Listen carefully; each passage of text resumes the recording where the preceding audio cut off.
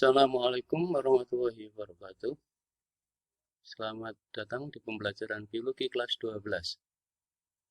Pada anak-anakku, sebelum kita memulai pelajaran, kata pepatah, tak kenal maka tak sayang. Karena kalian belum pernah kenal saya, maka sepintas kita akan berkenalan. Baik, nama saya adalah Turmudi Asrori. Alamat Jalan Dahlia 1, nomor 11, RT 03, RW 03, Perum Paskaran Indah Batang. Adapun mapel yang saya ampu adalah biologi, kelas 12, dari kelas 12 IPA 1 sampai dengan kelas 12 MIPA 4. Sedangkan untuk biologi lintas minat, yaitu di kelas 12 IPS 3 dan IPS 4 saja. Baiklah, kita langsung akan membahas mengenai pertumbuhan dan perkembangan pada tumbuhan. Untuk jam ini, saya hanya akan membahas pertumbuhan pada tumbuhan saja. Sedangkan perkembangan pada tumbuhan akan kita bahas pada lain kesempatan. Adapun tujuan pembelajaran pada kali ini adalah 1. Siswa dapat membedakan pengertian pertumbuhan dan perkembangan. 2. Menjelaskan faktor yang memengaruhi pertumbuhan dan perkembangan pada tumbuhan. 3. Menjelaskan pertumbuhan primer dan sekunder pada tumbuhan. Oke, pada slide ini coba kalian amati, ada peta konsep dari pertumbuhan dan perkembangan. Pertumbuhan pada tumbuhan dipengaruhi oleh faktor eksternal dan faktor internal. Untuk internal dipengaruhi oleh gen dan hormon, sedangkan eksternalnya dipengaruhi suhu, nutrisi, air, dan lain-lain. Kemudian untuk pertumbuhan pada tumbuhan dibedakan menjadi pertumbuhan primer dan pertumbuhan sekunder. Sedangkan pada hewan, bisa kalian lihat, di situ ada fase embrionik dan fase pasca embrioniknya.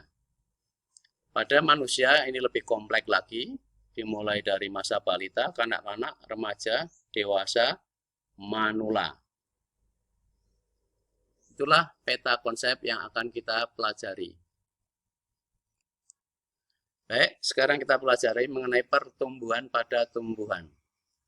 Pengertian pertumbuhan pada tumbuhan yaitu suatu proses pertambahan ukuran, volume, berat pada sel yang bersifat irreversibel atau tidak dapat kembali seperti semula dan dapat diukur secara kuantitatif. Artinya apa? Yaitu akan muncul suatu angka. Dengan sendirinya ada alat ukur yang bisa dilihat langsung. Misalnya apa sih? Misalnya kalau kita mau mengukur berat, pakai timbangan, muncullah satuan angka, 1 kilo, 2 kilo, dan lain sebagainya. Alat ukur untuk pertumbuhan pada tumbuhan dinamakan auxanometer. Sedangkan perkembangan adalah suatu proses menuju suatu kedewasaan yang keadaan selnya itu lebih kompleks. Pada tumbuhan, perkembangan itu akan ditandai dengan munculnya bunga sebagai alat reproduksi. Sebelum terjadi suatu proses pertumbuhan, pada tumbuhan diawali dulu dengan proses perkecambahan. Proses perkecambahan dibedakan menjadi dua, yaitu ada tipe hipogeal dan tipe epigeal. Pada tipe hipogeal, yaitu epikotil muncul di atas permukaan tanah, sedangkan hipokotil dan kotiletonya tetap berada di dalam tanah.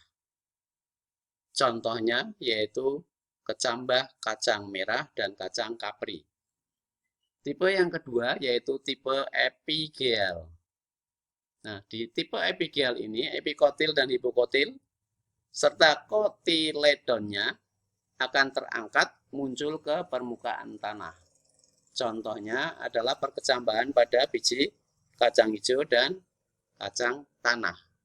Kalian mungkin masih ingat pada waktu di SMP melakukan percobaan pertumbuhan pada perkecambahan kacang hijau? Oke, saya yakin kalian masih ingat. Baik, amati sekarang gambar yang ada di slide. Lihat, itu tipe perkecambahan pada tanaman buncis dan tanaman kapri.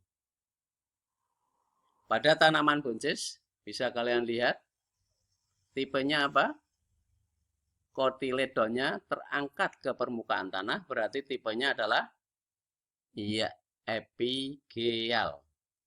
Sedangkan perkecambahan pada kacang kapri, amati, kotiledonnya masih tetap tertanam di dalam tanah. Oke, kita lanjut ke slide berikutnya. Embrio yang tumbuh belum memiliki klorofil, sehingga embrio belum dapat membuat makanan sendiri. Embrio mengambil makanan dari endosperm atau putih lembaga atau biji exalbuminous. Pada tumbuhan polong-polongan, contohnya kacang tanah, tidak memiliki endosperm sehingga embrio mengambil makanannya dari kotiledon. Perkecambahan membutuhkan hormon auksin yang mudah rusak bila terkena intensitas cahaya yang tinggi. Oleh karena itu, kecambah tumbuh lebih panjang di tempat yang gelap daripada di tempat yang terang. Nah, pertumbuhan yang cepat di tempat yang gelap ini dinamakan gejala etiolasi. Pada tumbuhan monokotil, memiliki satu kotiledon saja. Pada gramine, misalnya jagung, kotiledonnya disebut skutelum. Radikula atau calon akar diselubungi oleh koleoryza. Pada ujung embrio diselubungi oleh koleoptil atau sarung pucuk lembaga. Proses perkecambahan dimulai dari proses penyerapan air ke dalam sel-sel biji yang disebut imbibisi. Setelah terjadinya proses imbibisi ini, maka akan merangsang hormon giberelin yang kemudian akan terjadi suatu proses metabolisme. Inilah awal dari proses perkecambahan. Setelah terjadi perkecambahan, maka tumbuhan akan melakukan pertumbuhan primer. Bagaimanakah terjadinya pertumbuhan primer? Aktivitas sel-sel meristem di ujung batang maupun di ujung akar, atau namanya ujung koleoptil, menyebabkan batang dan akar tumbuh memanjang. Karena di ujung koleoptil tadi banyak mengandung hormon auksin. Hormon auksin inilah yang mempercepat pembentukan sel-sel sehingga calon akar dan calon batang akan tumbuh dengan cepat. Pada pertumbuhan primer, batang diukur secara kuantitatif yaitu dengan alat auksanometer. Daerah pertumbuhan pada ujung batang dan ujung akar menurut aktivitasnya dapat dibedakan menjadi 3 daerah atau 3 zona. Coba kalian lihat, kalian amati gambar yang ada di kanan, samping kanan. Kita lihat daerah-daerahnya. Saya ulangi tadi, daerah pertumbuhan dibedakan menjadi 3 zona atau 3 daerah. Satu, yaitu daerah pembelahan sel. Lihat pada gambar, di mana letak pembelahan sel? Oke. Di daerah pembelahan sel ini, sel-selnya aktif membelah. Atau dinamakan daerah meristematik. Kemudian daerah yang kedua, yang sebelah atasnya pada gambar, yaitu daerah pemanjangan sel. Sel-selnya aktif untuk membesar dan memanjang.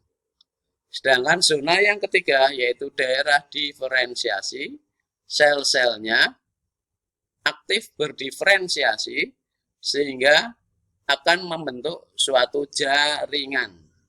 Yang jaringan ini kemudian akan mempunyai struktur dan fungsi yang khusus, sehingga akan membentuk suatu jaringan-jaringan yang dewasa, yang selanjutnya jaringan akan berkumpul, akan membentuk suatu organ. Maka terbentuklah di situ ada organ akar, ada organ daun, ada organ batang, bunga, dan lain sebagainya. Sehingga nanti akan menuju ke proses pendewasaan. Baik, yang kedua adalah pertumbuhan sekunder. Pada pertumbuhan sekunder, ini terjadi pada tanaman dikotil. Mengapa pada tanaman dikotil? Karena pada tanaman dikotil memiliki kambium. Coba lihat gambar pada yang sebelah kanan. Jadi pada pertumbuhan sekunder, ini terjadi akibat dari aktivitas kambium. Kambium membelah ke arah luar membentuk floem, dan membelah ke arah dalam itu membentuk xilem. Pertambahan jumlah floem dan xilem ini dapat menyebabkan diameter batang bertambah besar, atau yang dinamakan pertumbuhan menebal sekunder. Aktivitas pembentukan floem dan xilem dipengaruhi oleh musim, yang dapat membentuk formasi yang dinamakan lingkaran tahun. Coba kalau kamu amati, kalau ada kalian yang pernah melewati alas roban di daerah Plelen itu, tanaman jati tiap tahunnya batangnya itu tambah besar, bertambah besar. Nah, bertambah besarnya pada kayu tanaman jati itu disebabkan karena aktivitas dari pembelahan kambium yang nantinya akan membentuk lingkaran tahun, sehingga pohon jati bisa dilihat atau diukur umurnya dengan melihat lingkaran tahunnya. Baik, pertemuan kali ini kita membahasnya hanya sampai di pertumbuhan saja, sampai dengan pertumbuhan sekunder. Nah, untuk tugas, coba kalian amati gambar yang ada di slide antara gambar pohon mangga A dan gambar pohon mangga B. Baik, pohon mangga A berumur 1 tahun, sedangkan yang B berumur 5 tahun. Amati coba perubahan yang terjadi pada pohon mangga A sampai ke berubah menjadi pohon mangga B. Oke, kalau sudah kamu amati. Nah, terjadi proses pertumbuhan atau perkembangankah perubahan tersebut? Oke, kalau sudah, jelaskan alasan kalian masing-masing, tulis di kertas folio, kemudian difoto, dikirim ke Jaga Ratu. Demikian pembelajaran kali ini. Untuk pertanyaan bisa kamu berada di kolom pertanyaan. Demikian, saya akhiri pelajaran hari ini. Assalamualaikum warahmatullahi wabarakatuh.